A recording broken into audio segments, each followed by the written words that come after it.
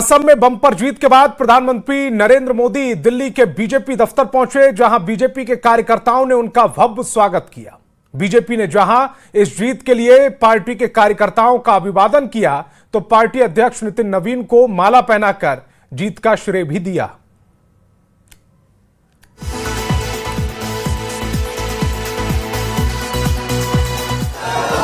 पांच राज्यों में चुनाव, 5 में 3 जगह बीजेपी का कमल खिल गया। इसका जश्न दिल्ली में बीजेपी मुख्यालय में दिखा। जश्न में खुद प्रधानमंत्री नरेंद्र मोदी शामिल हुए।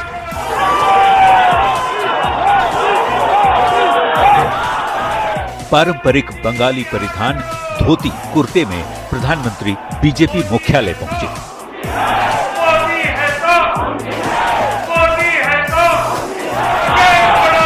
जैसे ही पीएम मोदी बीजेपी मुख्यालय पहुंचे, बीजेपी कार्यकर्ताओं और नेताओं ने जमकर नारेबाजी की।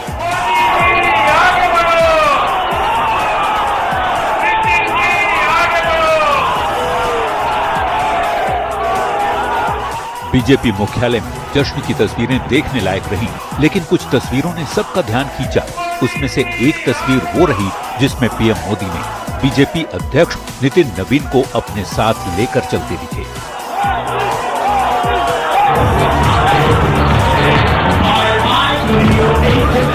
नेताओं से लेकर कार्यकर्ताओं तक का चेहरा तब खिल उठा जब पीएम मोदी का नितिन नवीन माला पहनाकर स्वागत करते हैं, लेकिन पीएम मोदी उस माला को खुद पहनने की बजाय बीजेपी अध्यक्ष नितिन नवीन को पहना देते हैं, मानो इस जीत का श्रेय प्रधानमंत्री ने नए राष्ट्रीय अध्यक्ष को दिया हो।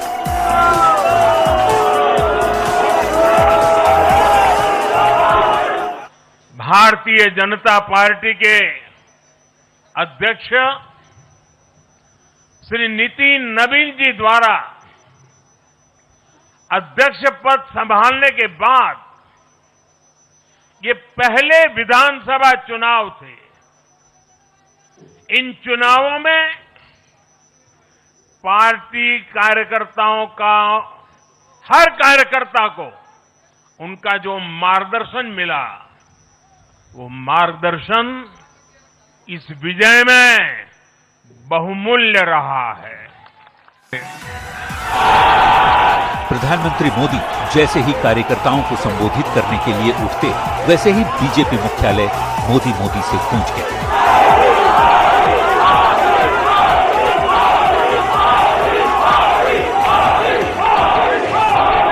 आज का ये दिन बीजेपी कार्यकर्ताओं को संबोधित करते हुए मोदी ने कहा, आपने कमाल कर दिया है, आपने एक नया इतिहास लिख दिया है। मैं आज बीजेपी के कोटि-कोटि कार्यकर्ताओं का भी हृदय से अभिनंदन करता हूं।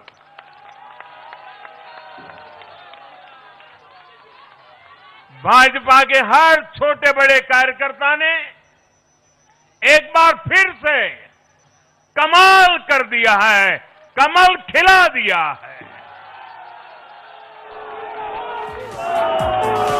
विधानसभा चुनावों में बीजेपी की जीत पर पीएम मोदी ने कहा कि गंगोत्री से लेकर गंगा सागर तक कमल ही कमल खिला है।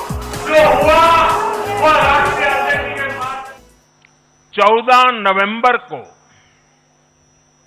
जब बिहार चुनाव के नतीजे आए थे,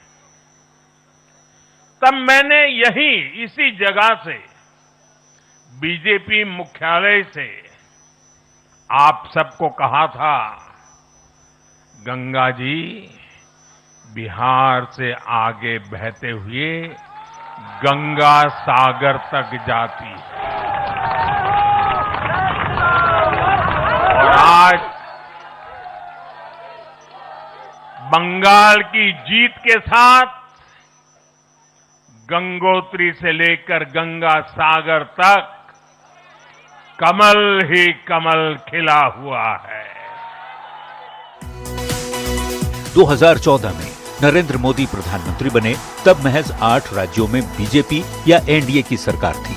आज 2026 में देश के 22 राज्य भगवा रंग में रंग चुके हैं, जहां या तो अकेले बीजेपी की सरकार है या फिर सहयोगियों के साथ, जो प्रधानमंत्री नरेंद्र मोदी की लगातार बढ़ती लोकप्रियता को बताने के लिए काफी है। Bureau report, news 18।